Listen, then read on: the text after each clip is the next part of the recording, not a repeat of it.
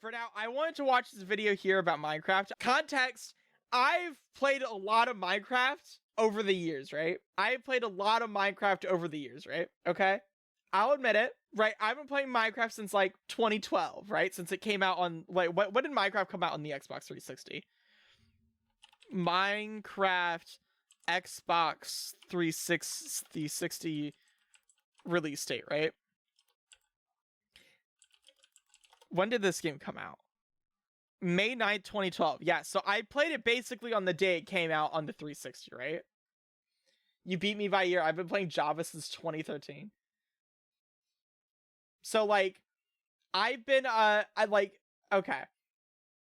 Love from Peru. Ew, imagine living in Peru. That's fucking disgusting. But, like, this is something where it's like, okay. I feel like I have enough of a repertoire of knowledge from Minecraft over the years of me playing it to have my input. So Terraria is a great example of a game that nails almost every feature it contains, and I absolutely love it. It's an exploration-focused, combat-heavy game with intriguing NPCs and wonderful mechanics. Additionally, it's developed by a small, extremely passionate team. It's just a good game. I first got it on the PS. Terraria is a really good fucking game. How many hours do I have in this game? Let's see. Wait, hold on. We're gonna go to Steam real quick. How many hours do I have in Terraria? Terraria. Ooh, 100. That's not that much, but it's still like a decent amount, considering that this doesn't include the time that I spent on it on my Xbox 360 or my Xbox One, because I played Terraria a fuck ton on my 360 and Xbox One. Like, and I mean a fuck ton on those consoles, right? So, like, if we're being realistic, Terraria is probably, like, sitting closer to, like, 300 hours total playtime for me if I consider the console ports of it. I only like Minecraft because the nostalgia from when I talked to people and had friends. I really do like Minecraft. Minecraft is generally, like, a game where it's, like, I could go back to dozens of times and, like, I have come back to Minecraft dozens of times and made new worlds and survival. And I've enjoyed it every time. I don't see why there are people that exist that only play Minecraft for creative mode, or they play Minecraft with keep inventory on. That is, man, that's insane. I have about 1,000 hours or something, not gonna lie. That's crazy. Cause like I don't really play games modded. Like that's the thing. It's like I know that a lot of people talk about like modded Minecraft or modded Terraria, like Terraria Calamity, I think is the name of it, right? But I don't really play games modded. I just don't really like playing modded games. That's just not something I'm very much interested in doing. So I've never really done like a full proper playthrough of like any game modded, not like Skyrim, Minecraft, Terraria, nothing like that. Modded Celeste. I haven't done anything like that either. PS3 back in 2013, though I plan on it. Steam a couple years later. Playing it again for the footage of this video has been a blast. It's got a fair share of problems, but there's a reason it has sold over 40 million copies. Minecraft is a very similar game that attempts to do a lot of the same things that Terraria does, just execute. Do you guys remember when Terraria and like this was like 2015, 2014 when like everybody said Terraria was just a 2D Minecraft clone? Like, that was crazy. The people who said that are so disrespectful. What the fuck, Terraria? I'm gonna be... Is Minecraft better than Terraria? Is Terraria better than Minecraft? I'm trying to think if I genuinely like Terraria better than Minecraft. I think Terraria, it's a more feature-complete game. Like there is significantly more stuff to do in Terraria, but I think Minecraft is just like, I like Minecraft better. I think I find Minecraft more enjoyable than Terraria. Even though I can admit that like maybe out of the two, maybe Terraria is actually the better one. Just like objectively. Better than both base games combined. True. I always forget about like the Minecraft multiplayer servers. The Minecraft multiplayer servers do kind of carry. Did much worse. Minecraft is a good game, but I feel that most criticisms can be captured under the overwhelming fact that it struggles with one key feature that Terraria excels at: the progression. Yeah. Progression is key Not in pre-watch, any by the way. open world survival game. You could argue that Minecraft is meant to be more of a building game or a platform with which players can make their own experiences, and I'd say you're correct. But that's not what this video is about. And that's the thing that Minecraft does best. Is like we were saying earlier, it's like the thing that like Minecraft like overwhelmingly beats Terraria out of the water with is it's the mini games and the servers and the mods that Minecraft has. Terraria does not have something like that, and I don't think it ever will have something like what Minecraft has with like Hypixel or whatever. About. I think critiquing Minecraft's progression is perfectly relevant because survival single player is the base from which it developed. It's silly to ignore the base survival game as if it's not an integral part of the Minecraft experience. If you're afraid of whenever I play Minecraft, this is like whenever I play Minecraft, this is the part I think of the most is like the survival mode. I don't think of the multiplayer. I don't play the multiplayer and I don't play creative. Whenever I think of Minecraft, I think of the survival mode. This is what Minecraft is to me. Opinions about a game you love, then perhaps this video is not for you. Just know this video was made out of a place of love for Minecraft.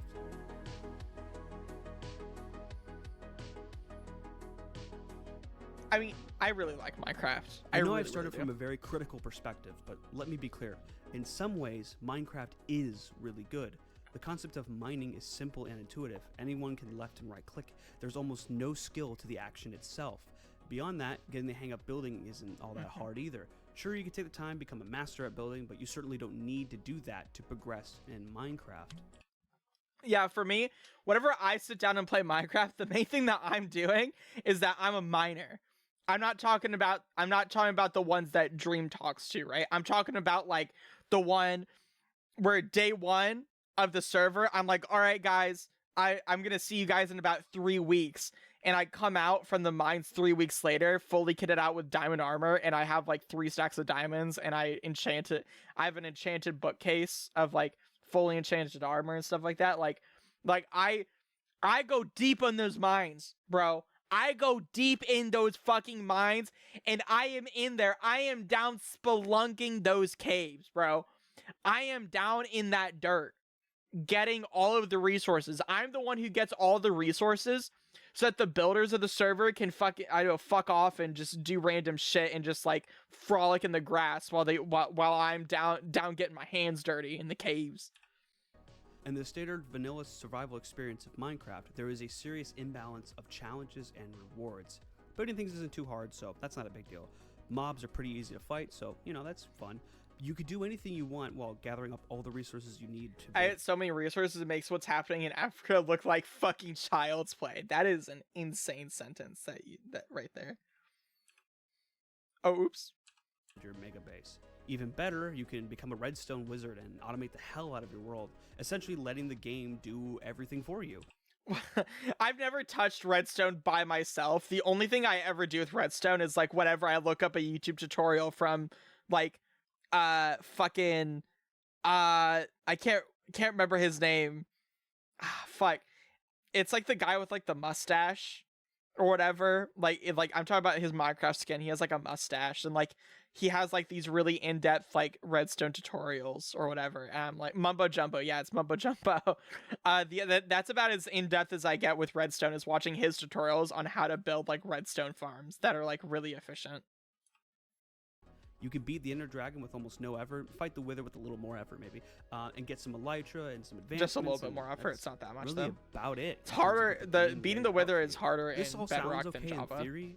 In fact, I'm willing to bet it works for some people. I'm sure tons of you feel that Minecraft has fulfilled what you wanted it to fulfill as a game. You may even argue that its simplicity is what I haven't made played the new Minecraft update successful. yet. Anyone I have can no play desire it. to. It doesn't need a lot of progression. But I ask you this. When was the last time you sat down and played a single-player vanilla Minecraft world with no ulterior motive? That is to say, without having some other reason outside of the game itself or because of new snapshots and content. It's been a long time.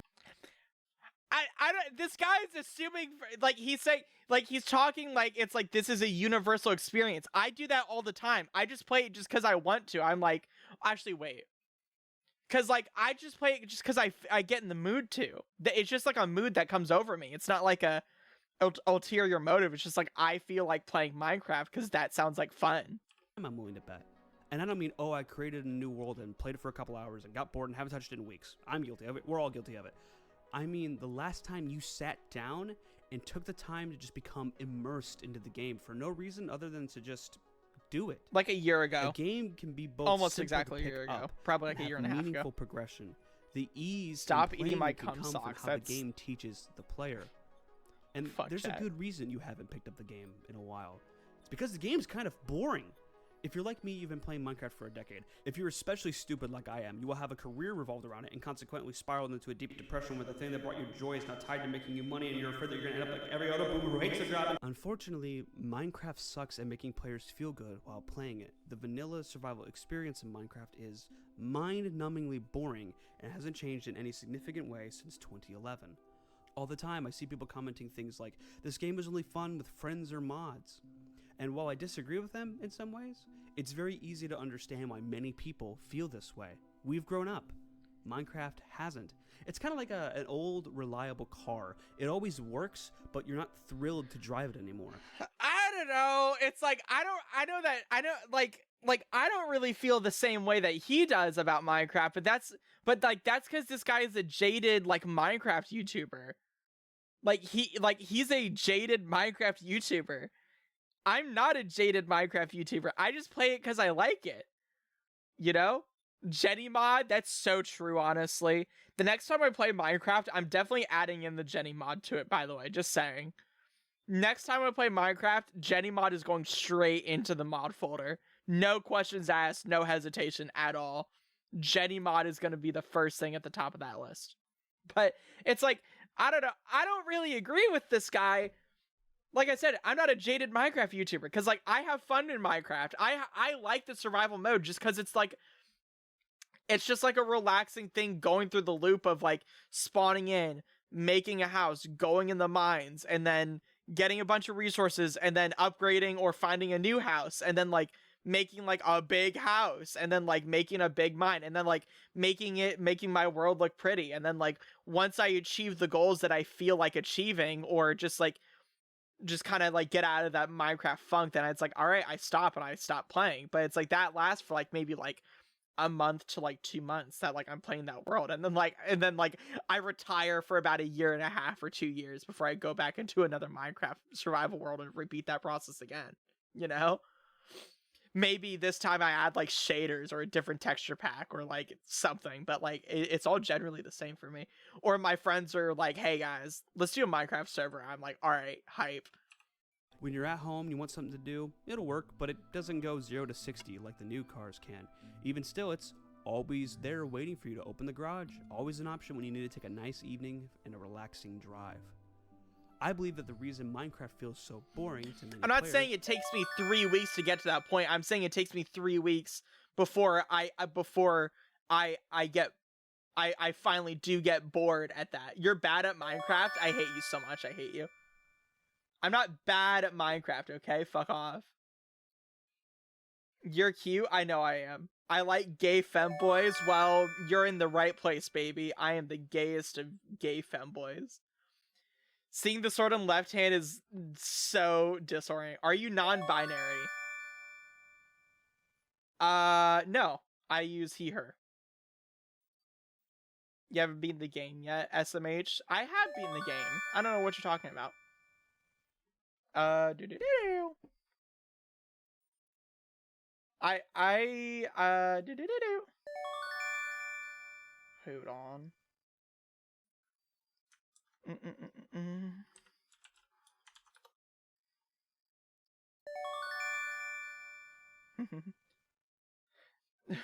Why do you wait? Why do you have a tail? What do you mean? Why do I have a tail?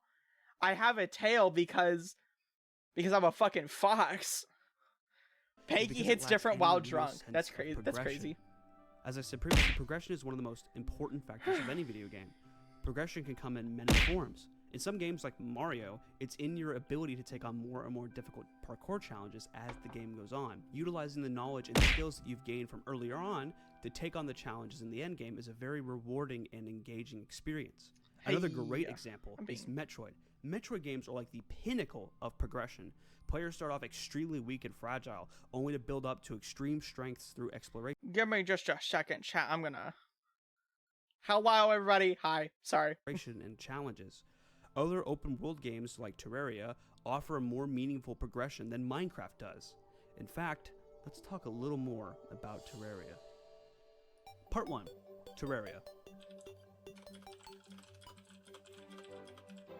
In Terraria, players start with extremely lousy tools.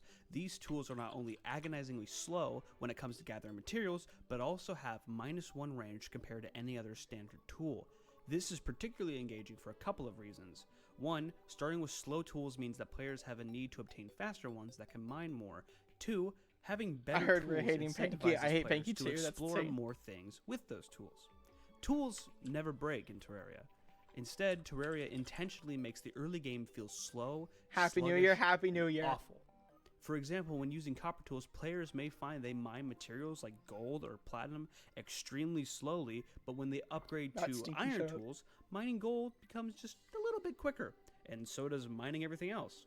While mining, they may come across this strange purple or red if you're weird, or that they can't seem to break. Luckily, coming back later with a new gold or platinum pickaxe allows them to mine it, You as stink well good. as I break hate you. other blocks much faster. You may expect players to be stoked about getting their hands on this new sweet ore, but by this point in the game, players likely already know what it is, and that's because of one horrible, massive eyeball. Part 1.1 Terraria Boss Fights. I will say the boss fights in Terraria go really fucking hard, and Minecraft has like 3 bosses technically, right? There's the Ender Dragon, there's the Wither, and then there's the Elder Guardian. It's Happy New Year's, thank you. But like those are it. And I'm gonna be honest with you, all of them are fucking lame. All of the bosses in Minecraft are so fucking lame. It's oh my god, all of them are so fucking lame. Elder Guardian isn't a boss. It technically is a boss. Man, yeah, no, I think technically the Elder Guardian is a boss. But like, I don't know, like all of them fucking suck. All of them are just dog shit bosses. Technically it is, but it really isn't. Yeah, I'm saying technically it is, but it fucking sucks. MC is dead unless you play modded. I don't know. Like I said, I disagree with this guy because I think I really like Minecraft, but I understand where he's coming from, where like it isn't enough for him. And I do kind of agree that like Minecraft does kind of need to change.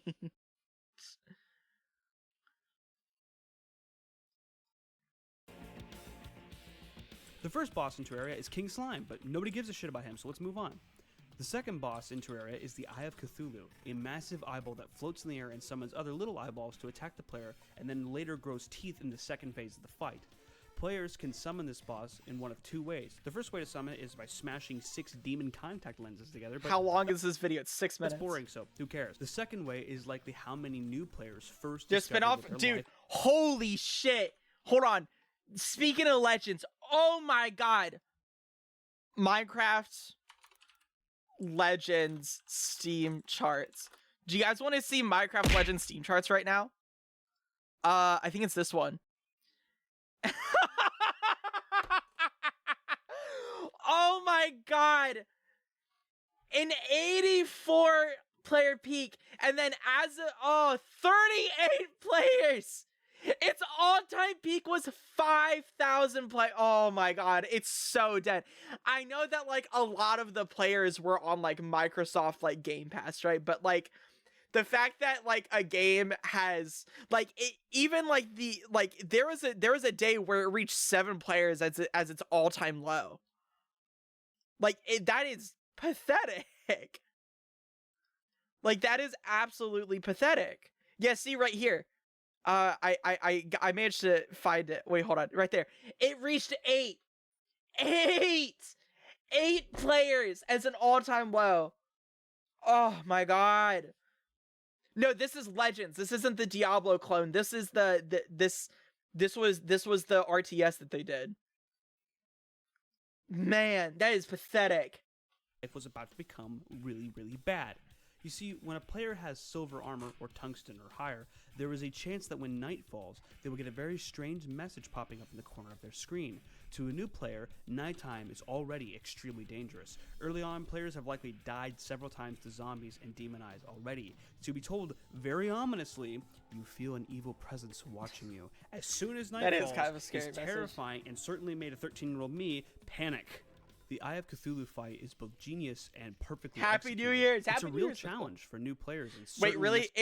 It's basically an RTS. Yeah, it's a little bit hard to explain, but it's basically an RTS. Necessary to progress the game and build up your character past gold or platinum tools. Most players will die fighting the Eye on their first couple of attempts. If they're crafty enough, they may already have a decent bow ready for the fight. The bow's arrows are slow, but pack a decent punch against the boss, especially if they're lit on fire. Steel. Some may get lucky enough to even make it to the second big. stage, the stage where it grows teeth. But they are even more likely to die due to the boss's increased speed. The reward for this fight is a bunch of that fancy purple or red stuff that the players came across earlier, except now they can craft a couple things with it. Players can make a really powerful new sword or even a new powerful bow, but it feels like there's supposed to be more to it. If you're a very astute player, you may have noticed that this new aura is reminiscent of that creepy biome you died in several times on your way to the ocean. It's called the Corruption. You might want to pay attention to it. Your little guide friend told you to make some weird worm bait using a demon altar, whatever that is. But hey, he hasn't steered you wrong this far, so, you know, what's the big... What is that? It's a strange floating orb. Well, don't mind if I do... Oh, I got a fucking gun! Guns radically change how players have been dealing with the range attacks up to this point.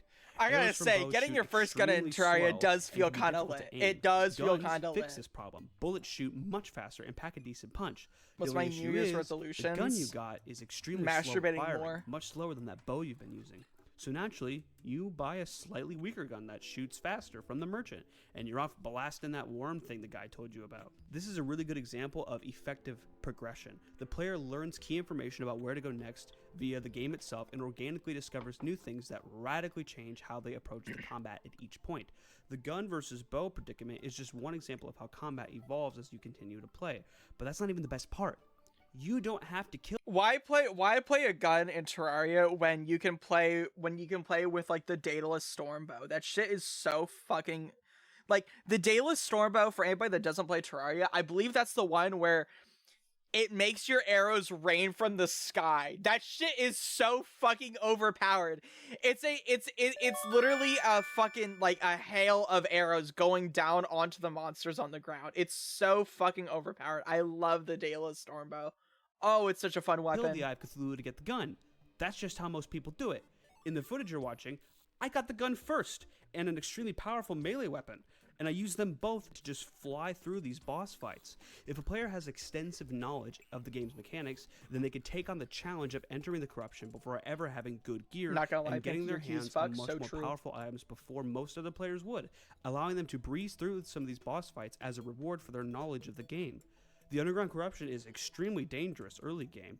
To have the ability to overcome I know that the purple area is easier in Terraria, but I always like the red area. I just like the aesthetic of the red area a lot more than the purple area, even though objectively I think it is harder. And be rewarded with some really powerful tools in the process is amazing progression. This progression extends beyond just combat though. Players can find small pieces of gear that allow them jump higher, jump twice, run faster, swim faster, be immune to lava. There's all kinds of pieces of gear that you can find. Terraria keeps... I know that, like, you shouldn't be comparing... Thank you for the 2 months, Cowboy. I know that you shouldn't be comparing Terraria and Minecraft. Like, technically, I don't know, it's like, because both of them are such completely different games where it's like, you can't really compare them fairly. But then again, it's like, I don't know. Minecraft is just when you do compare it directly like this, it is just like way lame. It is way lamer. Keeps things fair by limiting the amount of gear you can use at any given time. And due to limited inventory space, it's very unlikely that players will keep tons of gear on them to swap in and out, forcing them to think carefully about what armor, weapons, and gear they choose to wear when they are out and about. After you get done destroying that little worm guy, you realize people just go, they're both block game, but therefore the same game. What? That's what I was saying earlier. It's like people used to compare them, be like, Terraria is just 2D Minecraft clone. And it's like they're not the same game at all, but it's like they're both in the same kind of like spectrum, I think is the word to use here. Like, I can see, like, they can be compared. It's just like it's not going to be a 1-to-1 comparison, you know. Not like how like a 1-to-1 comparison can be Starfield and Starbound, or not Starfield, Terraria and Starbound, where it's like both of those games can be directly compared. Using these scales and that fancy ore you found, you can now craft all new armors and tools. With this new gear, you can finally start mining your way through the corruption biome. Eventually, you talk to some old dude at a big dungeon, then he just explodes into a floating skull with arms. You know, no big deal, just like any other Tuesday. This guy's so fucking hard, by the way. Whenever I play Terraria, I only ever play expert mode now, and he's so fucking hard in expert mode. Melee, ranged, magic, or summoner. You have to prepare so armor much. For melee, bone armor for range, jungle armor for magic, and to be honest, what do summoners do? What do they do? Hold on. Summoners are cool, okay? Stop it! Stop it! Summoners are cool, okay? I don't want to hear it! Nah. I don't want to hear it. Summoners are cool in Terraria, okay? I know that they're not the best class, but they're cool, okay? Shut up. Armor? B armor? What are these people doing? Okay, I lied. Still streaming on the New Year? What a loser. Happy New Year. Shut up! Shun, I will fucking bust a nut in you. Shut up. Earlier than this. Summoners are cool though. Stop it. Don't tell me Summoners is the worst class. Stop. They're not the worst class, chat. A lot of time Summoners are not the worst class. Players may begin to feel that they can reasonably take on most challenges in the world. They've got the best armor, the best tools. They can take down most enemies they come across pretty quickly. I hate this and shit. They may even have the best sword in the game, the Knight's Edge. The game then challenges you. Did somebody say edge? Edging in Terraria? Edging in Terraria confirmed. To go to the depths of hell and defeat a massive flesh have a good monster. New Year's. I hope you stub your you toe. Officially beat the game, roll the credits, except that's not what happens at all. Everything you thought you knew about the game gets thrown out, and you die super easily again, and everything is awful now. There are these wraith enemies. The fact that I love the fact that like Terraria, it's like the minute you beat, like if you're going in the game blind, right? Technically blind, I guess. But like if you go in the game like without really knowing that much, and it's like you beat the wall of flesh, it's like, oh, the game's over. And it's like, oh no, there's like another game within the game, right? But like this game is even more complex than like the last game that you just played. It's like they built in Terraria 2 inside of Terraria 1. It's so fucking cool how much hard mode changes the entirety of Terraria and exactly what it adds. I think it doubles or triples the amount of content that pre-hard mode has. It at least doubles or triples it. It is kind of absurd. Enemies that can travel through walls, the corruption is spreading faster than ever, the hollow biome is beautifully and terrifyingly dangerous, the jungle just got marked. Who are these people? Are those pirates? Part 1.2. Oh fuck, you're weak again. After defeating the wall of flesh in Terraria, you officially feel strong, mode, but which in is reality, a fancy way of the devs telling you that the game just started and you've now exited the tutorial phase. The devs essentially say, we hope you enjoyed feeling like you were on top of the world for a while, because now things are much worse. When you kill the wall of flesh, it always drops the pawn hammer. The pawn hammer can destroy demons. You know those things that we used earlier to get the worm bait? It's called the pawn hammer, get it right? It's a World of Warcraft reference. Causes you to rethink how you've been mining. Well, it's a reference to the South Park is World of no Warcraft simple task episode. in this new hard mode. Players will be rewarded with the addition of 6, technically 3, ores added to their world. These ores serve as replacements for the previous 3 ores that you were mining, technically 6. Look, there's a lot about ores. I don't want to go into it. Whatever, you get the point. Each set of tools can only mine the next ore up, forcing players to progress linearly from one ore to the next to the next. From here, the game's progression expands tenfold. There are many different pieces of gear that you can make and many different enemies to take on that net different rewards. You have to choose what rewards benefit your playstyle the most. There's a lot of really interesting progression features within Terraria, NPCs that come and go and different benefits to moving them in with other NPCs, and all the gadgets that you can craft by combining them with other gadgets. He keeps going on about so shit. Much more. He keeps fucking going on, and it's like, Minecraft is just so like limped it compared to all this. Oh my god. Terraria handles progression perfectly. In the beginning, it lets you feel weak, slowly allowing you to build up your power and feel like you're on top of the world, only to pull the rug out from under you and cause you to fall right back down in the bottom of an even harsher, less forgiving world, in which you must build yourself up once again. It goes much further beyond The what fucking I've talked moon about here. cultist. The game keeps going until you are Chat, literally I have a wearing confession. futuristic space- I've never beat the moon lord in Terraria, guys. Happy New Year, Mia Bar. Thank you, darling. Guys, I'm sorry, but like I have a confession. I've never beaten the moon lord in Terraria. I'm sorry. I don't know if that's like a like a bad thing, but I've never done that. I'm sorry. Face armor. I feel like a and loser for sword made up of saying it, every other but important sword in the game. it's good okay. You're stuff. cute. It's I an know. Oh, oops. immersive open world that challenges and rewards Wait, why did it open players, on this one? allowing us to feel like we've Why'd you open conquered over it all. The only thing that I can really knock There's a Terraria moon for lord. Yeah, there's a moon lord. is that it's linear. I am cute. It's Shut not up. open-ended. Minecraft is open-ended, but it does progression infinitely worse. Part 2. Minecraft kinda sucks. In I'm still Minecraft, you start coping. with nothing, I'm unless I'm you're still in my copium stage of Minecraft isn't bad. This guy is just a jaded Minecraft YouTuber. cool and enable the bonus chest, that is. It's not cheating, it's a feature, Emily. It's a feature. They put it in the... It's a feature. I don't know. From there, you can craft wooden tools. It's like which you saying need to keep get stone inventory is a tools, which feature you and need to get coping about iron it tools, which you not need to get being diamond cheating. tools, which you need to get It is netherite, cheating, by the way. and that's If it. you use keep inventory, You you're a just got the best cheater. stuff in the game already, huh? It's been a couple of hours. Thank you for the Minecraft's follow, progression is just mining and Palmlet crafting, VT. which Mwah. is good in some ways. It's simple, intuitive, like I mentioned earlier. But the only real divergence from this formula came in 1.20 with the introduction of the upgrade template. Now hold on. It took them over 10 years and 20 major updates to finally change up the progression.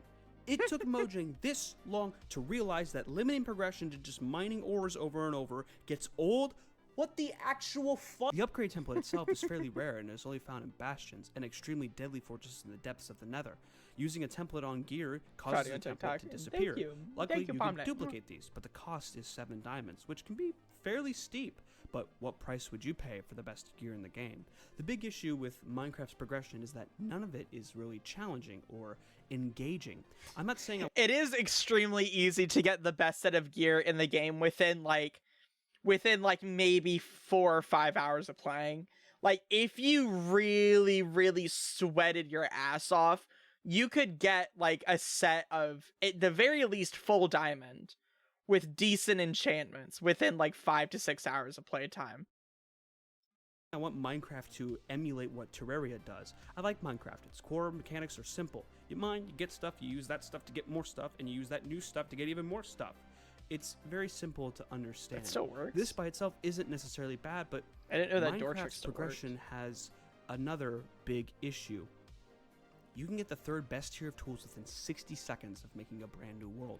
And everyone is just weirdly okay with this? Like imagine you're playtesting any game and the devs tell you, yeah, you can get the third best gear within almost like a minute of starting the game, allowing you the ability to earn the second or the first within an hour or two if you're lucky enough or skilled enough. That sounds pretty cool on paper, but when you realize that there's not that much depth to getting the second, and maybe the first is a little more depth, it's incredibly boring. A good philosophy to have when designing a game, and I'm not a dev, so I'm Doors completely still talking out my produce ass infinite here, oxygen. is I thought that they patched when that. you have challenges, they need to net good rewards. So the more challenging an obstacle is, the more good the reward needs to be. Getting the best gear in the game should be difficult, but rewarding. Either difficult in that you put It's tons so of time into easy. it, or difficult that you overcame a great challenge. My issue here isn't that iron is easy to obtain.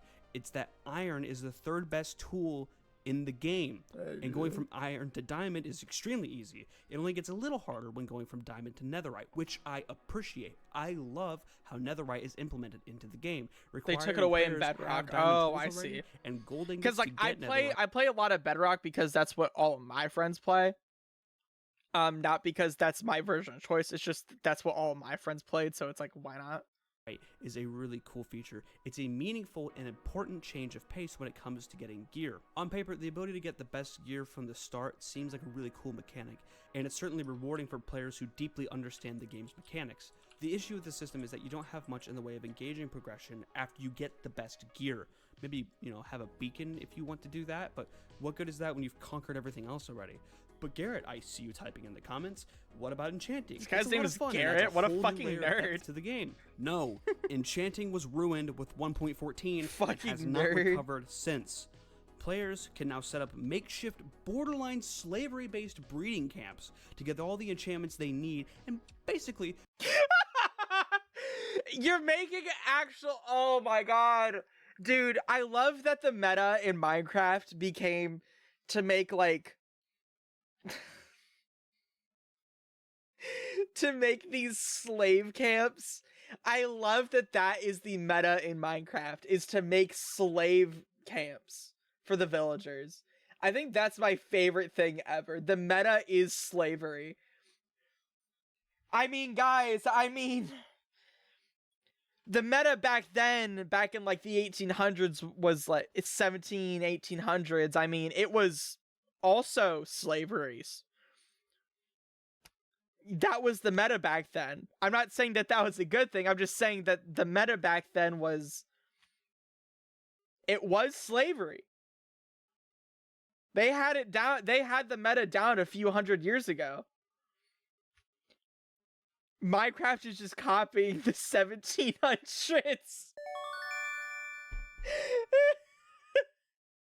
It's fucking absurd.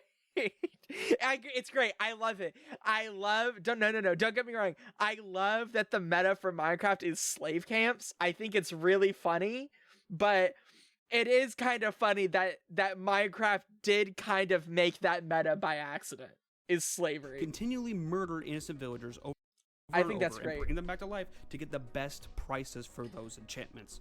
Mojang didn't want to add the hospital for the fireflies new to year. That Minecraft because sucks. they're I'm so sorry to hear toxic that. to some species of frogs, but Mojang is totally fine. Minecraft does not follow the Geneva Convention. I'm telling you that right now. Breeding factories, so some books can cost a lot less, so that the players can be the god of this world. It's insane, and it makes zero sense. I've made an entire video about why mending and other enchantments are kind of broken in Minecraft. Essentially, Mojang killed any real enchanting progression with the 1.14 update. Players start a new world, find the nearest village, which is extremely easy to do now, and set up their little breeder stations, get all the enchantments they need within a couple of hours. There is nothing fun about breaking lecterns over and over until you get mending. This is not engaging. This is not a meaningful form of progression. It's not just slavery. For optimal trades, you have to sacrifice the villagers into zombies and then bring them back. Yeah, that's the best part. Is that, like, it's not just slavery. You're, like, actually physically torturing them to give you the best prices. That's so good. That's so funny. Is testing ways of fixing Geneva suggestions. That's insane. Villagers can have and making them biome dependent.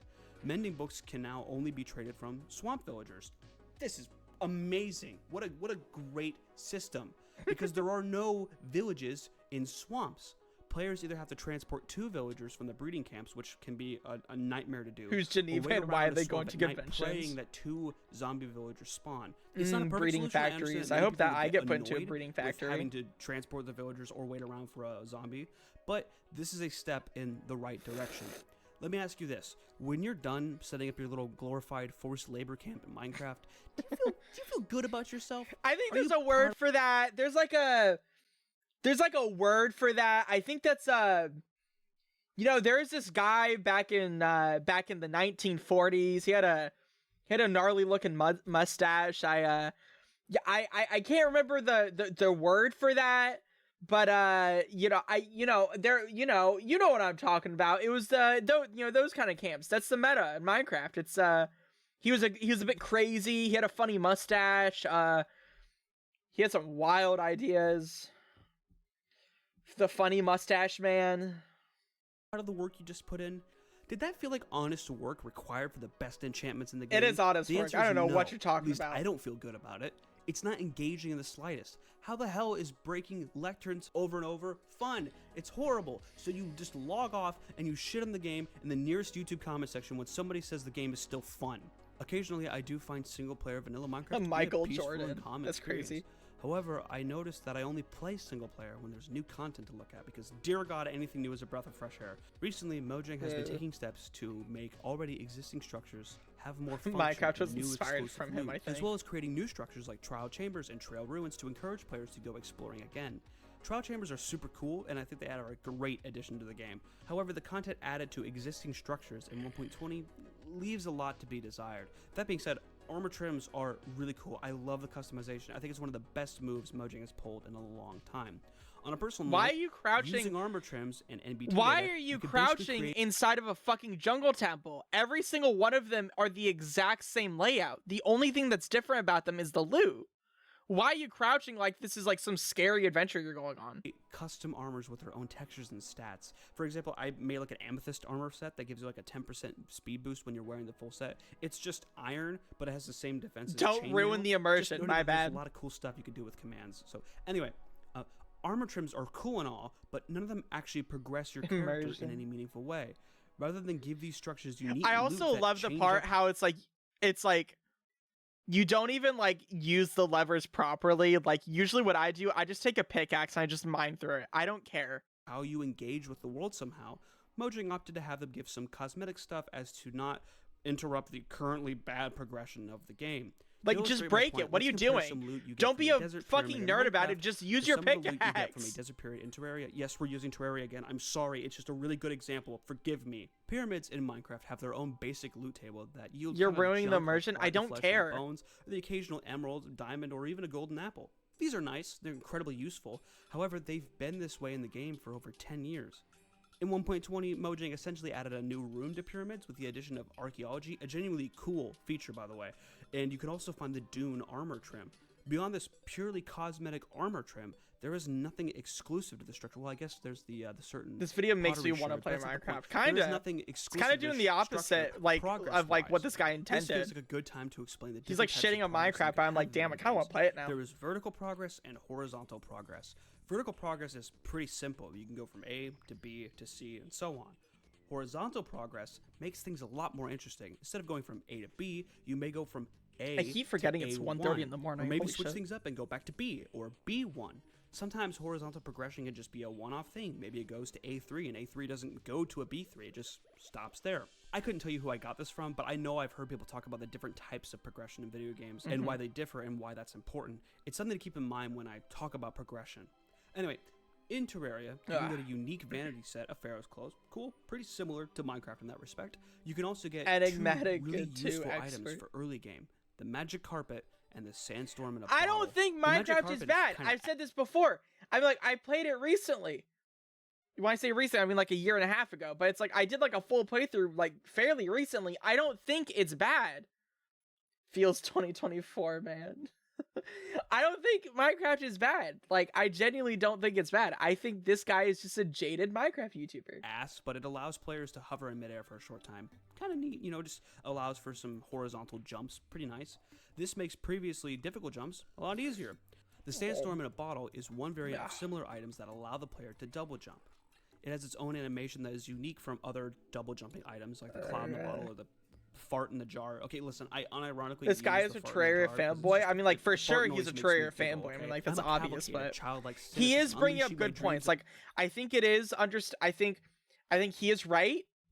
I think he is right in the fact that the progression in Minecraft is kind of stinky.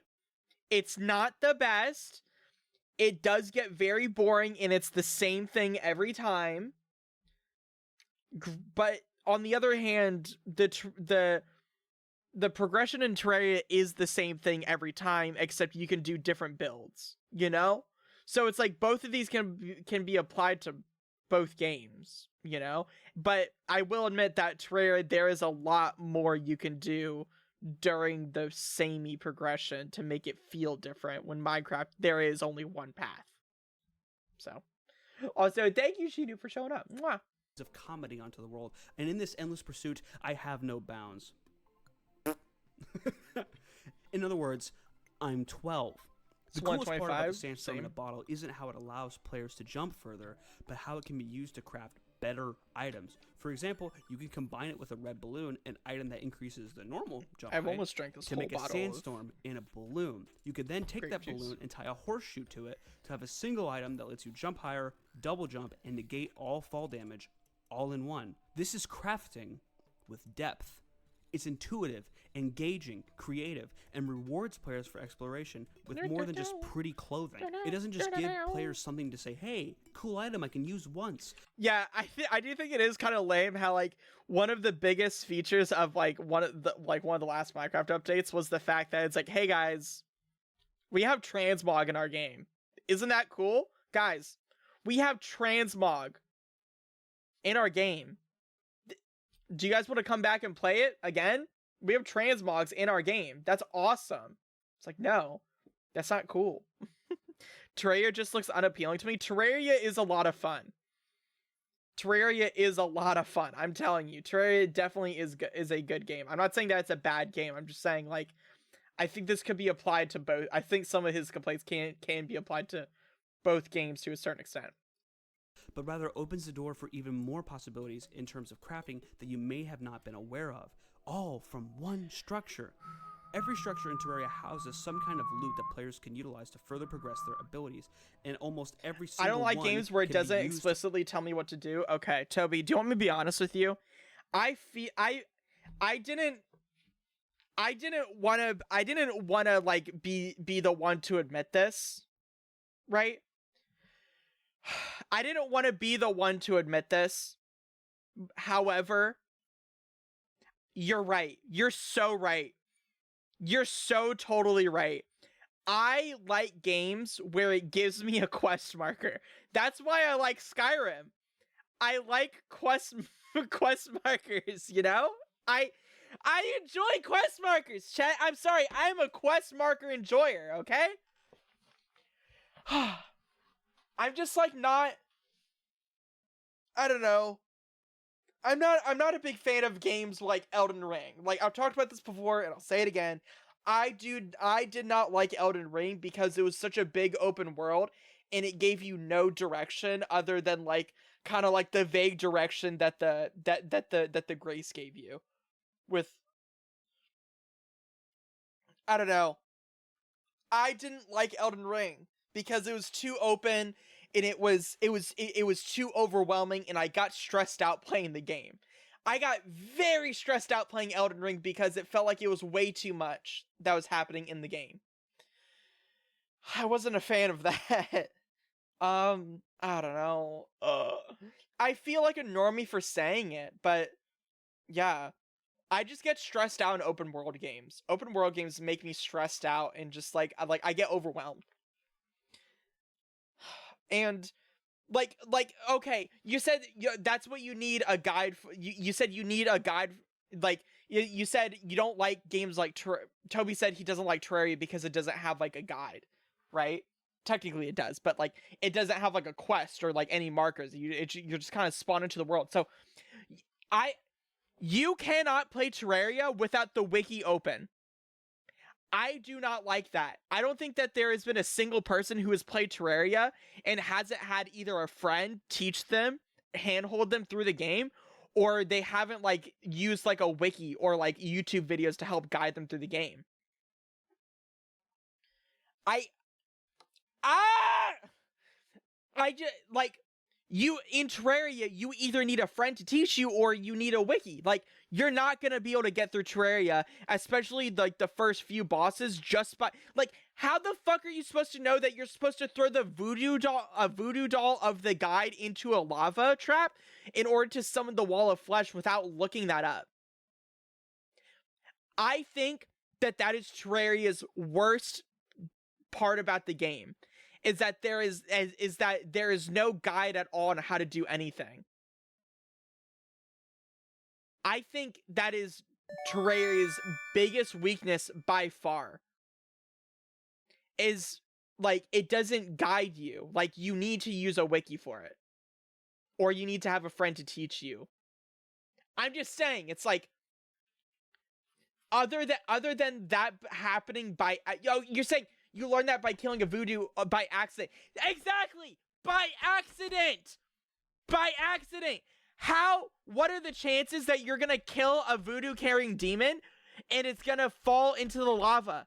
What are the chances of that happening? That's not gonna happen. To craft something new. Everything has a purpose. Very high. I'm just saying, it's like, that's stupid. Contrast, in Minecraft, half the random things I'm not saying that Terraria is a bad game, by the way. Like, I'm not saying that Terraria is a bad game. I love Terraria. But I think that its biggest weakness is that it doesn't hold your hand enough. And I'm saying this as a personal person who enjoys being handheld in video games. I'm a dumb little fucking idiot. I like being told what to do. This is just a personal issue that I have with the game. I think Terraria is a great game. I think it's fantastic. I put well over 300 hours into the game, right? However, the only reason why I'm able to play Terraria now is because I know everything about Terraria, or I know what to look up on the wiki. You know? I just think, good night, howdy, I love you. Mwah, good night, baby. But like, yeah, no, I think that's Terraria's weakness. Grab from structures are either the exact same or serve to little to no purpose. My point is, Minecraft seriously lacks any real engaging progression, and as such, it's extremely boring to get the best gear in the game. I'm tired of using Terraria as a reference, and because I don't want to get more footage of this game than I have to, let's look at Zelda Breath of the Wild. In this game, much like Minecraft, you can go and— I don't like Zelda Breath of the Wild! I'm gonna say it, chat. I didn't like Zelda Breath of the Wild. I didn't like this game. I didn't like it. Okay. I didn't like it. Okay? Okay.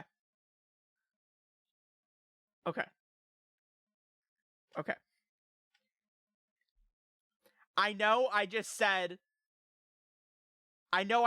a cardinal sin, right? Because objectively,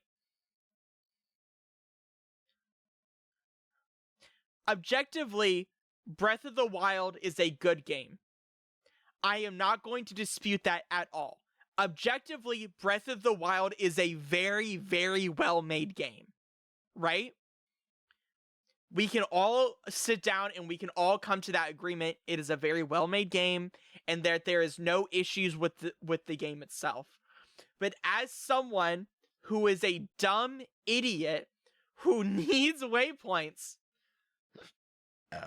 Zelda was a very big and very open world, and it was another world, like Elden Ring, where it drops you into a huge, huge world with a lot of content in it, and I got overwhelmed and stressed out in the game. I was very stressed out playing Zelda Breath of the Wild.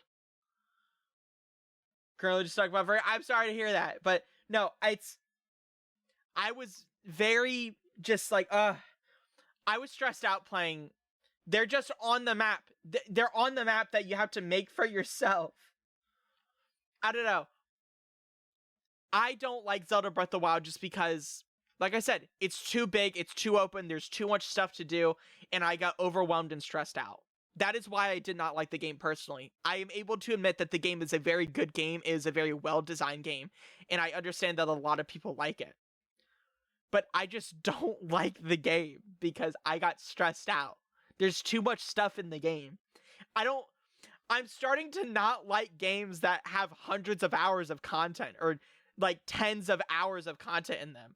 I'm starting to not like that in games. It's like I don't want these huge open worlds. I just want a game that like either has like a repetitive gameplay loop like Risk of Rain or Binding of Isaac, where it's like you can put hundreds of hours into it, but it's not like a huge open world, or games where it's like there isn't like a lot of stuff everywhere. Like I liked Baldur's Gate a lot, but that isn't an open world game. It's an open zone game, but it is an open world. But it's like there's like a story that you're following, and I think that's really fun. And the story was really good. Just oh my god, I'm just saying I didn't like Breath of the Wild because it was too big. It was too open. When a game advertises hundreds of hours of content, that just means we're like Starfield fucking sucked. I've talked about this before. Starfield fucking sucked, by the way, chat. I played it for 8 hours and it fucking sucked. I hated Starfield. It's but I've talked about that many times before, but it's not. I'll get into that another time. But yeah, I didn't like Breath of the Wild. Anywhere and do anything at any time. Similarly, it's possible to get the best gear in the game as soon as the world opens up to you. Theoretically, you could head straight to Hyrule Castle where the hardest enemies are, though the path to get there is covered with guardians that can kill you in one That's shot what I from did. dozens of feet away. When I played Breath of the Wild on stream, I went straight to Hyrule Castle and I was parrying every single one of the guardians, and I managed to get pretty deep into the castle. I got to a really, really hard part, and I was like, I'm done for the day. So getting to Hyrule Castle is difficult at the start of the game. Happy New Year's, guys! Enough and knowledgeable of the area, you can do it while picking up some really, really good weapons along the way. You can then use these weapons to take down a boss within the castle, which gives you the best shield in the game. Starfield is not a good if you game, can by the way. do it, Just saying. you've earned it. You spent hours dying and sneaking your way past the toughest enemies to get every sword and arrow you could off them to defeat a pretty powerful boss. You've earned this. With this new shield and other gear you've picked up, you can get a head start on some of the shrines or dungeons that you may go through, or you can go fight Ganon if you really want to. This is both very challenging and very rewarding. Nintendo did kind of ruin this with the DLC. You could just use Majora's Mask and ruin the experience for yourself by just trivializing all of the stuff I just mentioned, but hey, it's still cool that if you choose not to be a wuss. Let's ask ourselves a question. Does Minecraft do anything similar to this? For most of the game, no. In fact, as I previously mentioned with mending, it's criminally easy to get the best enchantments for your gear. The only time a challenge is involved is when players set their sights on netherite. But because of how easy players can get the second best tools or even the best armor in the game, it becomes boring and there are no challenges for you to overcome after you do the 2 bosses. This is where dungeons and trial chambers could save the game, but so far failed to do so for a multitude of reasons. Part 3. Dungeons suck. The dungeons in Minecraft, you guys, I haven't played the new update, but like there's like the tiny like actual like cubes in the ground with like a dungeon spawner, or there's the strongholds where the strongholds don't have anything in them at all. Release 1.0, Minecraft saw its first I think the flaw here is looking at Minecraft as a single player story game instead of just a sandbox building game. I think that this guy does have some good points, but like I said, some of the points he has can apply to Terraria too. Like, for example, like the progression is repetitive. I think that's one of his points in the video, is that the progression is repetitive, but like so is Terraria. Terraria just doesn't feel as repetitive because there's more builds. You know?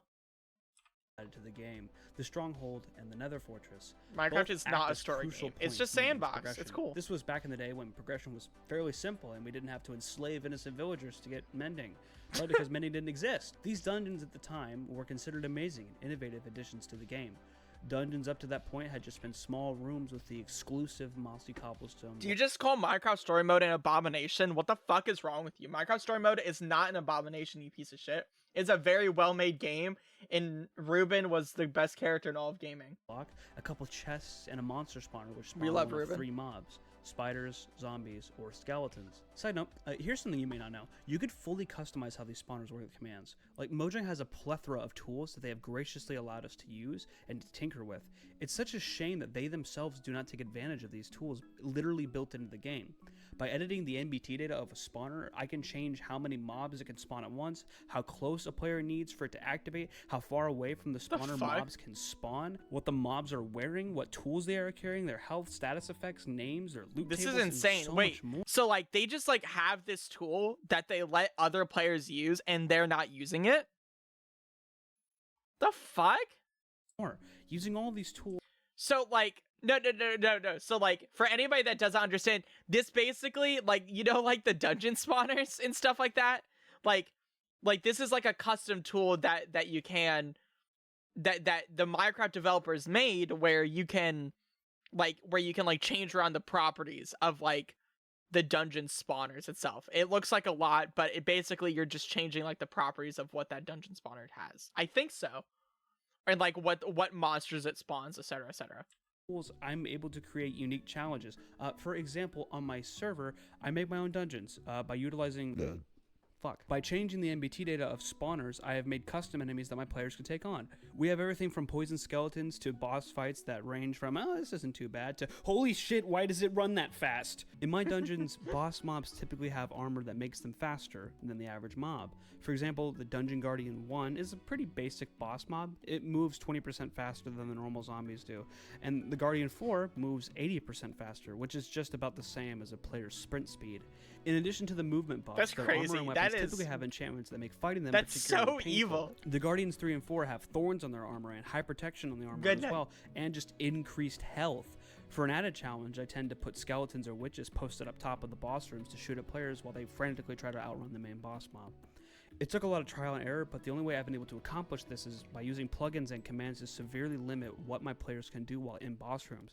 To enter a boss room, players must click a sign that teleports them in. They can see into the boss room, but barrier blocks prevent them from shooting in. Once inside, they cannot break or place blocks, or place boats, or use ender pearls.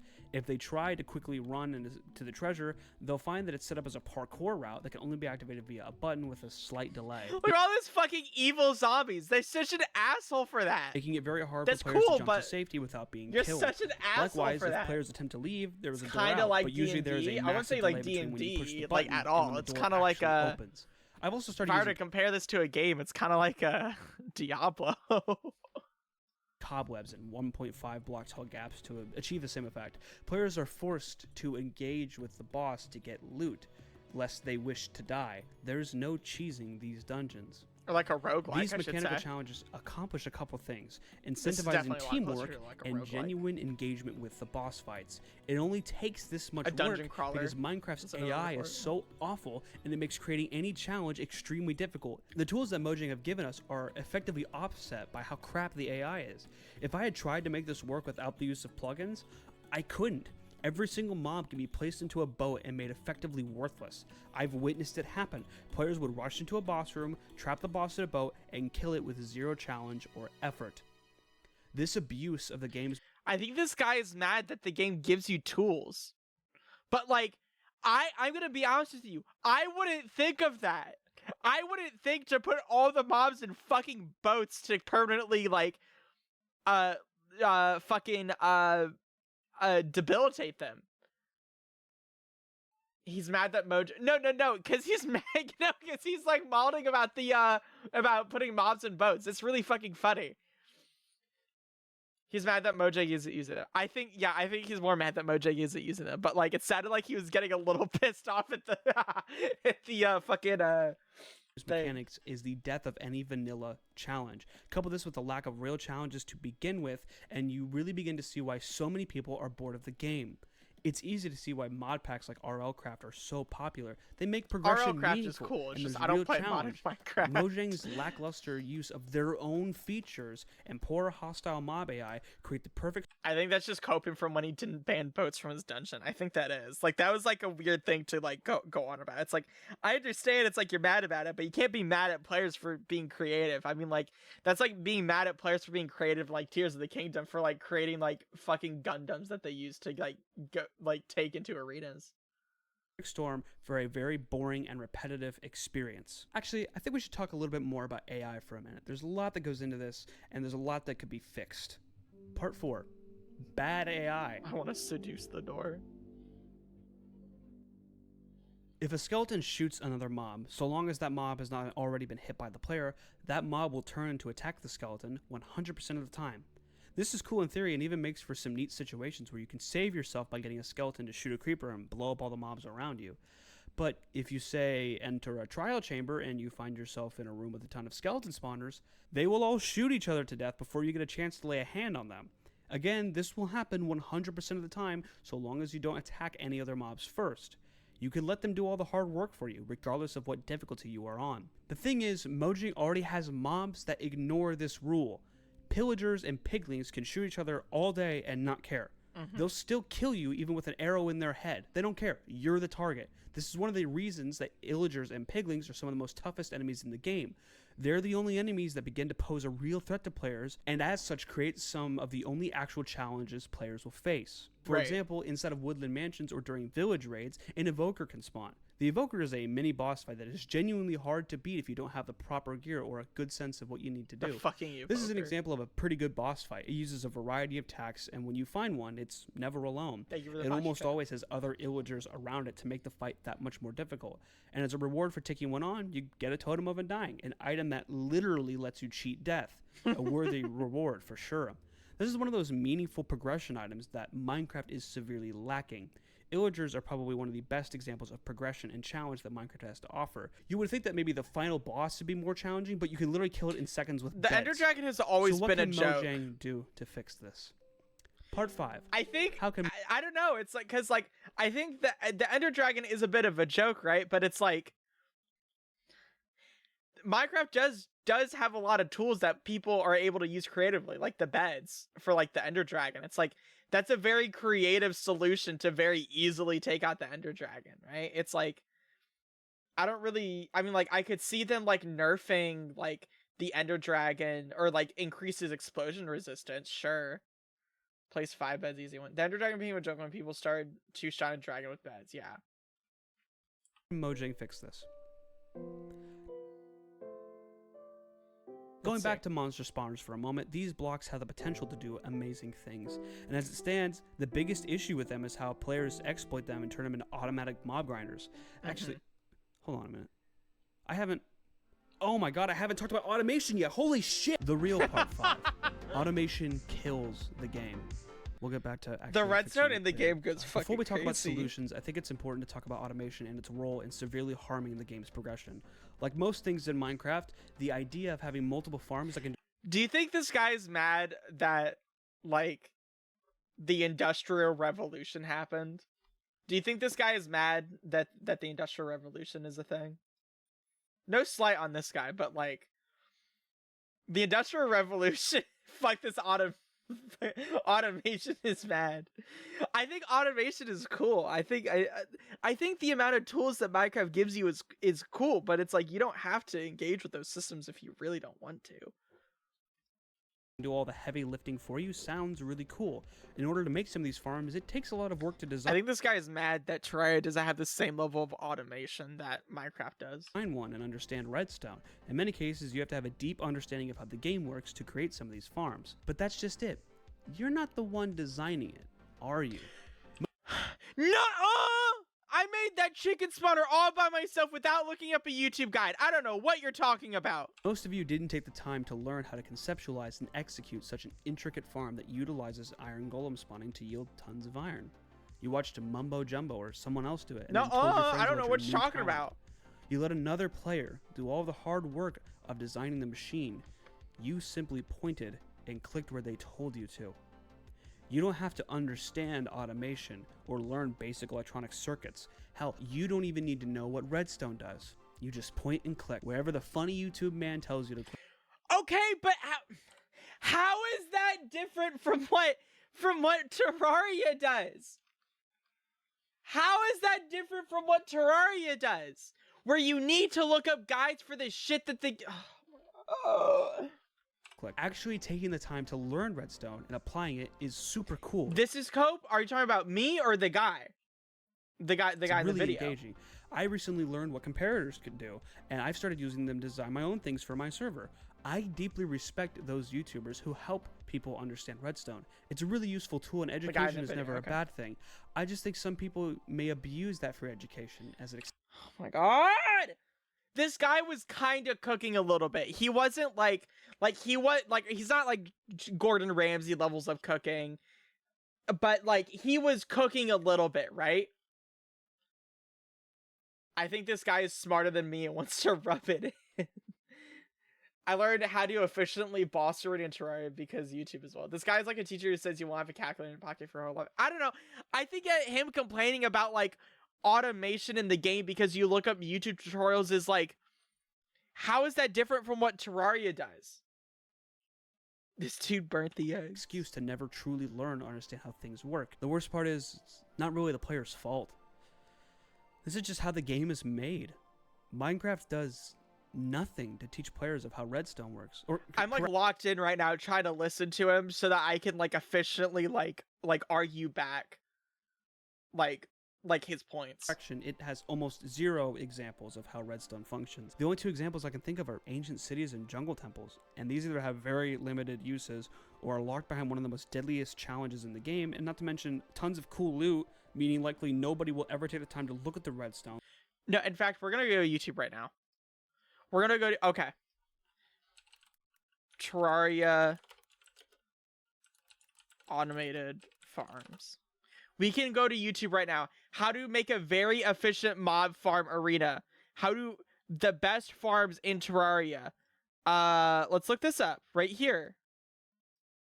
Jellyfish statue farm. Whatever that is. Easy to build useful farms. Next, let's take a look at the Rod of Discord farm. Yeah. If you don't know what You the could, Rod like, of Discord does, there's literally, like, it's literally, okay, like, let me look up the mob farms real quick. Mob farm Terraria. So, like, look at the mob farm for Terraria. You can automate the game.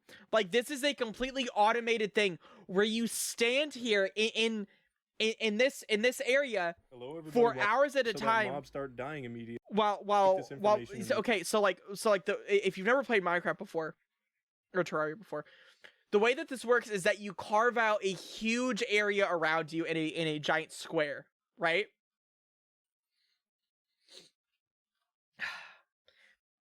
You carve out a huge area in a giant square, a big enough area to where mobs can only spawn, because mobs only spawn a certain distance away from you, right? They only spawn if they are far enough away from you, right?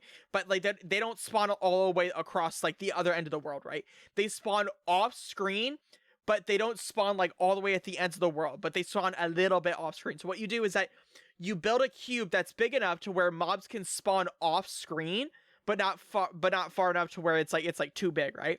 And then all of those mobs are like literally walking towards you from both sides of the screen. If you really wanted to, right it's here. Quite a simple design. You see? Also, it is very important. Simply take this. So like, pretty much a giant 168 by 99. Yeah, see, it's a giant honestly, fucking cube that you carve out, and all of these mobs are coming in from both sides, and they literally just walk into a pit of lava and they die, right? And this is like one of the best farms in the game for money, to farm certain items, to get resources. Like, this is like one of the best farms in the game, and this is a completely automated farm in the game that you look up on YouTube, because you are not figuring this shit out for yourself and like the efficiency of this farm. And like, there's literally like entire, like, these things right here, like these things, you're able to change the biome of the farm to spawn in specific mob specific enemies, right? And it's like this guy's complaining, it's like, oh yeah, you go on YouTube and you look up these farm ideas for Minecraft to automate everything, but it's like, you can do the same thing in Terraria. They'll just, I'm not mad at him being mad at this. I'm mad at the fact that it's like these things apply to Terraria too, and yet he's dick riding Terraria so hard right now.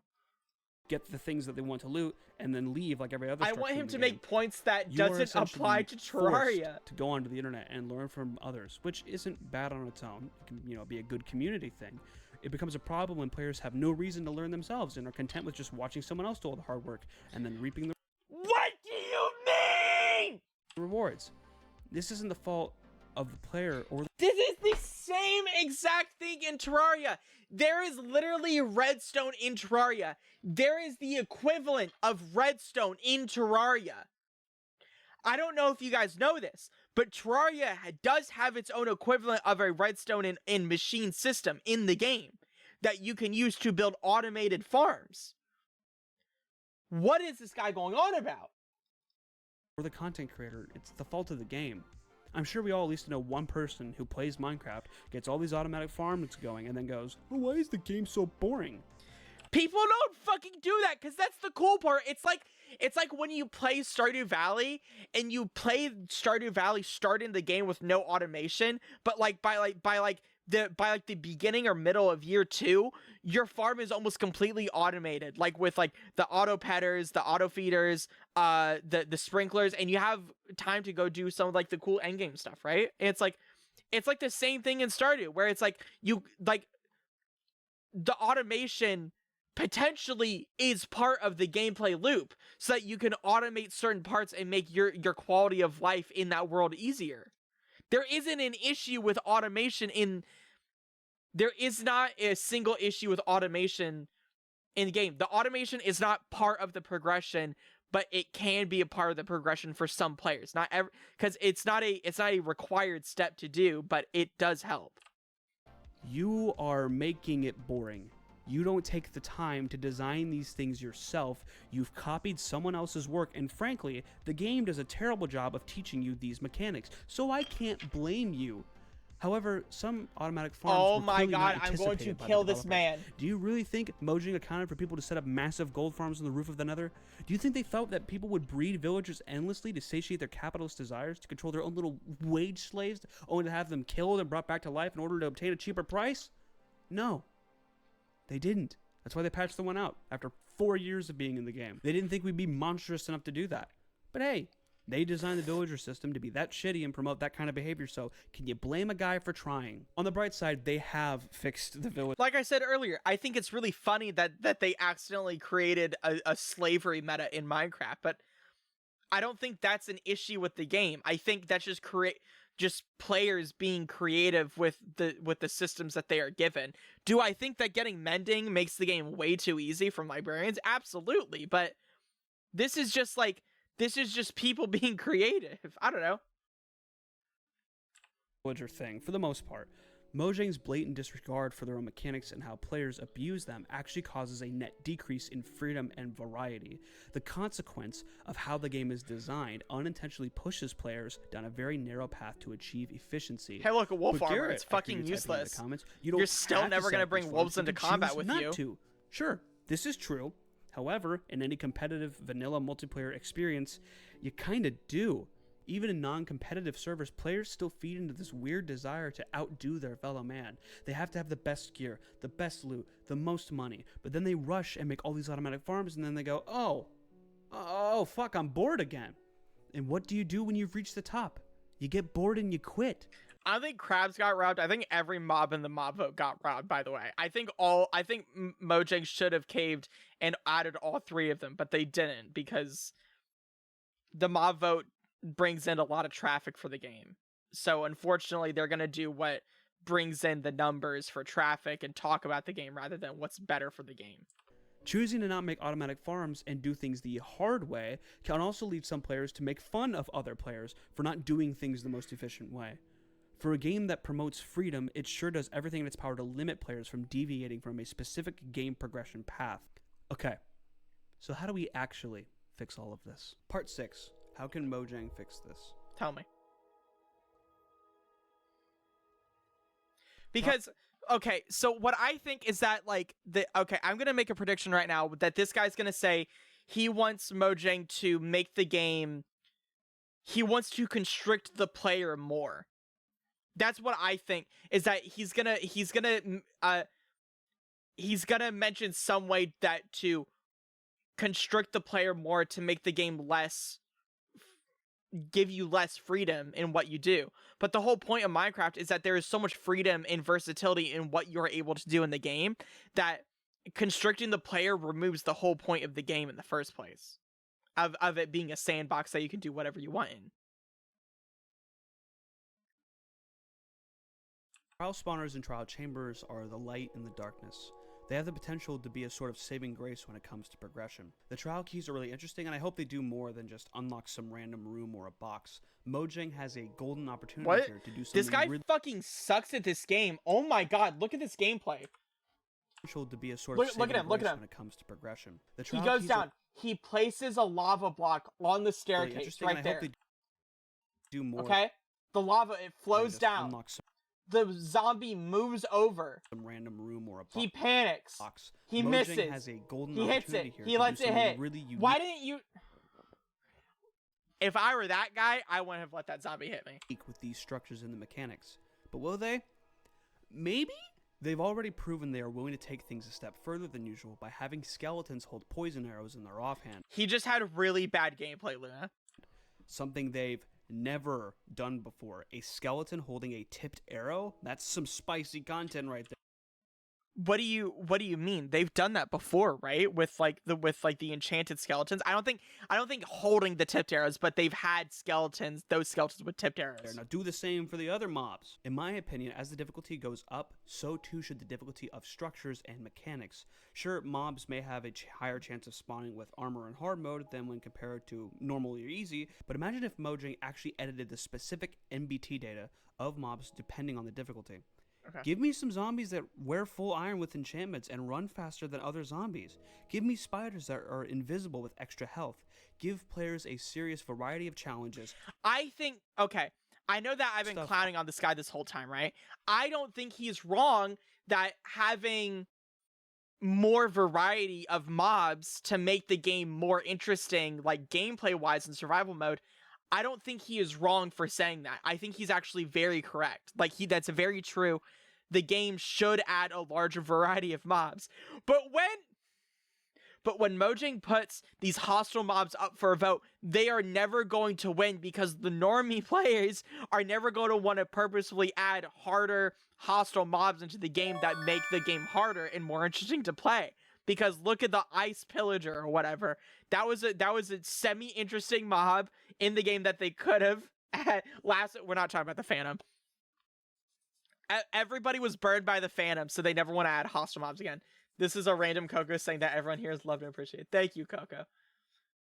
I don't think that the guy is wrong, by the way, for saying that he wants more variety in mobs and how to fight them. I don't think he's wrong for that, by the way.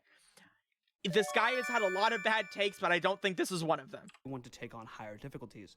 For example, everyone loves the breeze because it does something unique. Give us some more unique mobs to go along with it as well. As I've mentioned, this is all stuff I do on my server now. The intensity of these challenges makes the rewards for completing them feel all that more satisfying. When players overcome being overrun by a dozen baby zombies, this guy sucks at the game, by the way. They feel much better about getting the loot because he's they put awful. The work in. One trick I've been fond of lately is using skeletons in conjunction with baby zombies. The baby zombies are really short, so the skeletons just kind of shoot right over them and get to the player. It's a wonderfully deadly combination. Moving on from spawners, Minecraft's difficulty needs to change overall. I think that as things get more difficult, the game should change in substantial ways. What are you doing? For example, I like the idea of hostile mobs attacking each other. However, I think as you raise the difficulty, the odds of the mobs turning on each other should become lower and lower. I'm backseating easy so mode, hard. it's 100%. They'll always turn on each other. In normal, it goes down to 50, and in hard or hardcore, it goes down to 25. This would mean that players would actually have to engage with mobs instead of just letting them kill each other or run the risk of damaging their gear while they pray that the other mobs turn on each other. But hey, durability isn't really that bad because mending is super easy to get anyway. That's another thing. Mending is way too easy to acquire. And as per the last few things, I think that is true. I think that is also true. I think they should make it so that you can't get mending from... He said this like 6 times. I'm just saying. I think he's doing a recap, right? I think that is another point that is true. Mending is too easy to get. You should make it so you can't get it from villagers, and just so that it's just a treasure item. I don't want this to encourage change exploration. For easy or normal mode. Repairing your tools is not a viable option due to the too expensive tag. Again, I've made an entire video about mending that you should watch, but to recap, mending is cheap and Mojang's solution with revamping villagers is pretty good, but maybe not good enough for those higher difficulties. On higher difficulties, maybe like just hardcore, mending flat out should only be found in end cities or randomly through the enchantment table. Not through fishing, not through villager trades, nothing like that. Mending is supposed to be an end game enchantment. Why are 12-year-olds speedrunning able to get it within minutes? It's that it is with a really poor... Why did he say that? Why are 12-year-olds speedrunning to get it? What is wrong with the fact that a 12-year-old... I was 12 and I was pretty fucking good at video games. What is this guy's issue? 12... What the fuck? That's such a random point to bring up. That's such a non-point. Poor game design that you can get it within the first hour of playing the game. It's very antithetical to what hardcore should be. But that like adds nothing to his easy mode, point or it credibility. Should just stay the way that it is with the villager revamp that Mojang is doing. I think it's a good solution.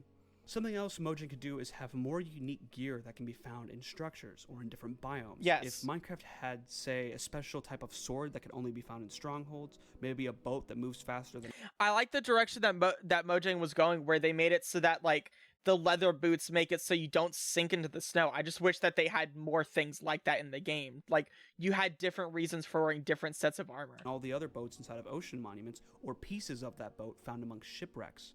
These would be really cool, unique items. Imagine a system where players go into a jungle temple, maybe if they revamp it a little bit, and find fragments of an old bow. By combining these fragments with string and fermented spider eyes, for example, you could craft the poison bow. A bow that converts normal arrows into poison-tipped arrows, similar to how the wither skeletons with bows automatically shoot fire arrows. That's a fun fact if you didn't know that. This can be expanded to almost anything. Swords that have longer reach but slower swing, items that extend your build reach like the crab claw could be found in a unique location. Imagine if Minecraft had a shield that could be found in bastions that had a rounder shape to it, not like an actual circle, but had increased defense against melee attacks. Perhaps axes wouldn't stun it as long. There are tons of different ways Mojang could add unique and interesting gear, and these are just a couple ideas I've kind of come off the top of my head. All of this could only be craftable via resources obtained from variants of trial spawners. Imagine if bastions had their own trial spawner variant that spawned custom piglins or piglin brutes that dropped unique items the players could use to craft exclusive gear. You get the point. This makes it all renewable. Actually, let's take this a step further. Imagine if every structure had some form of a trial spawner with their own loot tables. This means that players could come back anytime on any server and be able to craft the cool new items. Right. If every structure had a trial spawner or some variation of trial spawner, then we wouldn't have to worry about scarcity. That's the biggest problem with the upgrade templates right now. Once one player has collected a bunch of upgrade templates from nearby bastions, it's incredibly difficult for weaker players to find them later because they're all taken. Bastions need trial spawners to get upgrade templates. I don't see what the issue with that is. It's like, is he salty that his friends got to the bastions before him? Like, cause it's like is he asking for like a reset for them, or like more of them? Like I don't really see what the issue is. Panky, through TikTok and YouTube, glad I get to stream also happy. Thank you, Casual Gamer. Thank you. We're just reacting to videos right now. There's so much potential here, and I fear that Mojang will not harness it. They've given themselves the best tool to fix Minecraft, and they likely won't even do it. Now, some of you may be worried that some of the ideas I've brought up don't feel like vanilla Minecraft, and to be honest, that's an entirely subjective criticism, and it has no real objective meaning. However, I will give you a real counter-argument, because that's a very common critique that one may. He's acting so high and mighty, which I don't like. I don't like how matter-of-fact he acts like his opinion is. I really don't like how matter of fact he's acting like his opinion is. And I will counter it by saying that Mojang has already made gear that is unique and is made in unique ways. The turtle helmet and the trident. Both of these items are obtained in entirely unique ways. As of now, the trident is the only weapon that you cannot craft yourself. It has to be found on a drowned or fished up. This is genius. It's a unique weapon that feels really cool to get because you have to work for it by either taking the time to fish it up or fighting off a drown with one, which is very challenging. Turtle shells are made from scoot, which is obtained through breeding turtles. It's not challenging. It's not challenging at all. It's at most you're gonna struggle a little bit because he keeps hitting you with the trident. You kept getting knocked back, but it's not challenging at all. Gives you water breathing effect for a brief period of time. This is a piece of armor that gives you a status effect. Why is there not more of this? This unique crafting recipe and unique function are amazing. Mojang should expand upon this and give us more Laughs unique and Trident gear. Farm. No, don't talk about the Trident Farm. He hates those. Imagine a helmet that you would craft in the Nether that briefly gives you fire resistance when you fall into lava, maybe say That's cool. 10 seconds. Or maybe a chest plate that has a chance to not consume arrows when using a bow, but is really fragile against melee attacks. There's so many things they could do, but I digress for now. All of these additions could be combined with certain AI changes to create a more challenging and rewarding experience as you raise the difficulty in Minecraft, thus incredibly enhancing Minecraft's progression. By locking certain materials behind certain challenges or certain biomes or structures, Mojang could effectively make some automatic farms useless. Instead of dungeons being used primarily to make mob grinders, maybe they could be actual dungeons which utilize trial spawners with different loot tables to make unique, renewable items and gear. All in all, this goes back to something I said earlier in the video. Better items need to be locked behind more difficult challenges, and Mojang understands this perfectly. There's a reason the elytra is at the very end of the game. Otherwise, you face a progression that is stunted from the start. When you have a game like Minecraft that is so large and so many of its players have been playing for like a decade or close to it, it's never a bad idea to add more difficulty options and challenges and ways to engage with the world to keep those players around. Thank you, Once you Pablo. become the biggest game of all time, a priority you should have is to keep the existing player base engaged while steadily gaining more. I fear that many Minecraft players left the game years ago and may never come back. Perhaps a more meaningful progression fixing the exploits and boring game design like mob AI and villages would be enough to bring people back for Minecraft updates are more consistent than they were, but also the updates suck and they have like nothing to offer. a more exciting, challenging world. I want to say that They're I love consistently Minecraft, shit, and I do real. have fun playing the game. I do like the direction Minecraft is headed with 1.21. I've just had a lot of thoughts brewing in my head about the game for a long time. This video was originally going to be about the lost potential of trial spawners and how Mojang Thank isn't you, going Pablo. far I enough. appreciate it. Instead, I came up with several video ideas about the game, and I just managed to fit them all into one. I hope that it's been fun to watch, and hey, if it's on in the background, that's cool too. I've already put a ton of time into this video and just writing the script. Taking the time to gather all the footage is going to take a while, and I can only imagine how hard editing is going to be. If anything, I hope at the very least you use this video not to hate on Minecraft or hate on me for my bad opinions, but as a launch pad for your own ideas on how the game could be improved or changed slightly. I love to see that kind of stuff in the comments. It's some of my favorite things. I've been playing the game for over a decade, and I wouldn't make a video this detailed if I didn't love it. I know I'll get a couple hate comments saying things like, if you don't like the game, just go play something else. And to those people I say, congratulations on completely missing the point of the video. I didn't make this to bring Minecraft down. I did it because I love the game and I want to see it improve. Regardless of what Mojang does, I'll probably still play this game, as should you.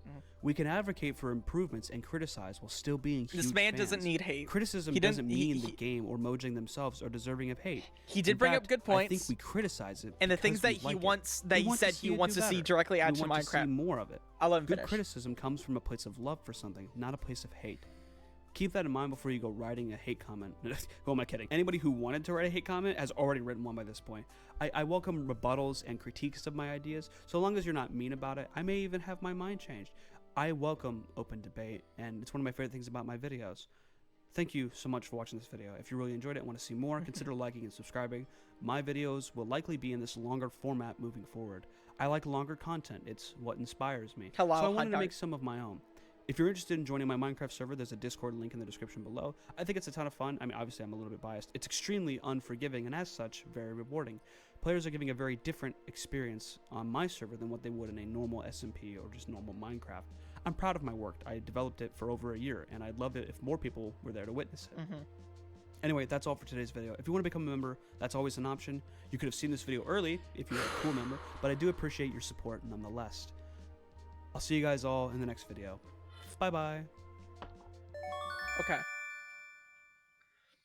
So what do I think about this video?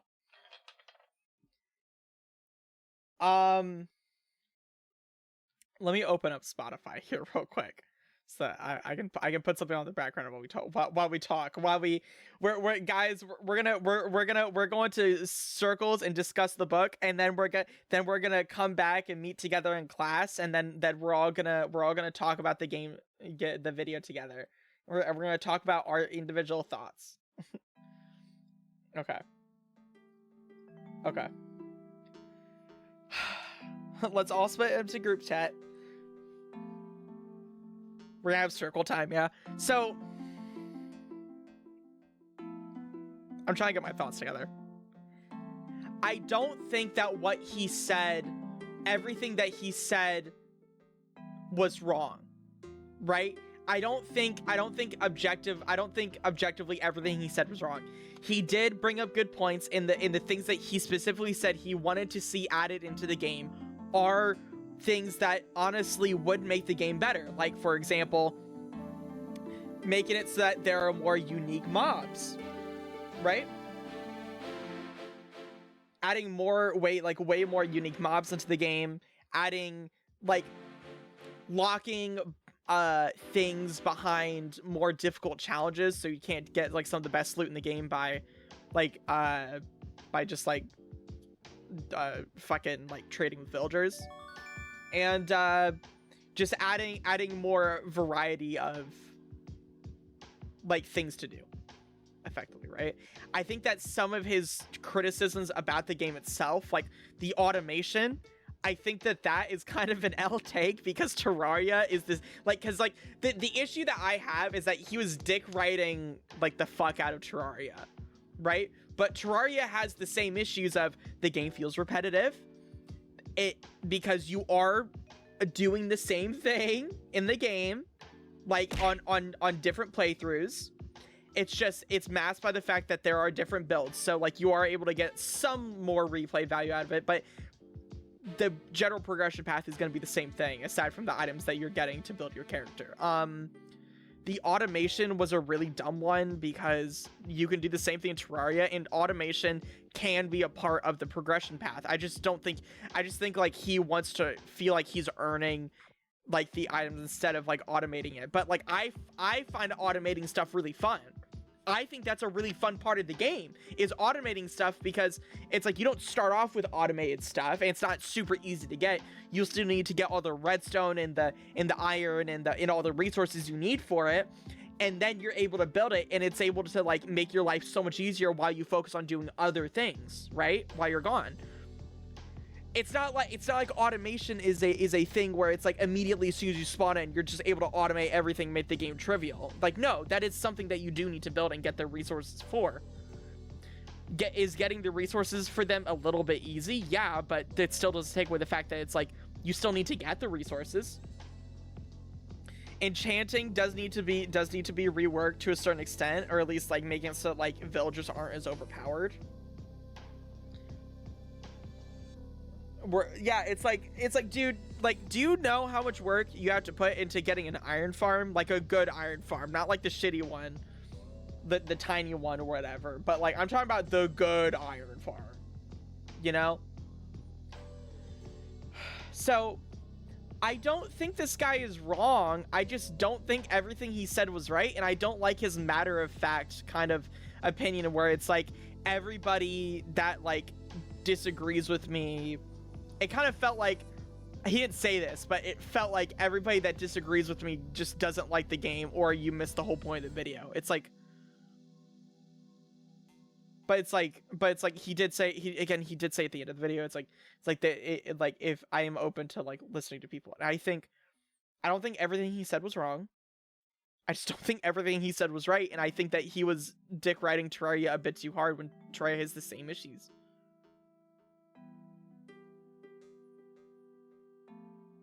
So I liked the video. I think it's a good video. You can take the link to the video right here. You can go look at his other stuff. He only has 10k subs. He seems like a fairly, the first version of Minecraft. He's definitely a much smaller YouTuber. He's been going at this for a while. This was like his first, I assume this was like his first video that like actually like kind of popped off a lot. Oh no, it isn't. But like, yeah, I saw this and I recommended. I was like, yeah, I want to see it. But there's a link to the video. I like it. I just don't think everything he said was right. I think the summary at the end was good. But yeah.